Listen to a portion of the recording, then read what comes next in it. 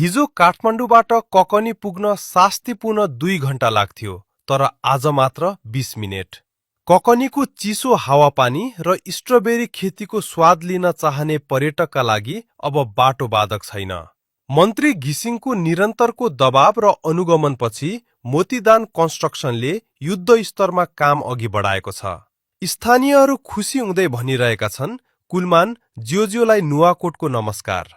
यो परिवर्तन केवल संयोग होइन, यो त कुलमान घिसिङको ग्राउन्ड जिरोको सक्रियता हो। सिसडोल क्षेत्रमा मन्त्री घिसिङले पाइला टेकेको 2 दिनमै 3 वर्षदेखि रोकिएको 3 पिपले बन्चरे डाँडा सडकको पिच सुरु भयो। 10 वर्षदेखि अलपत्र बालाजु रानीपौवा सडक खण्डमा देखिएको यो तीव्रताले एउटै कुरा प्रमाणित गर्छ, नेतृत्व सही भयो भने परिणाम आउन समय लाग्दैन। पश्चिममा महाकालीको पानी होस् वा नुवाकोटको यो कालो पत्रे, कुलमान जहाँ पुग्नुहुन्छ त्यहाँ परिणाम देखिन थाल्छ।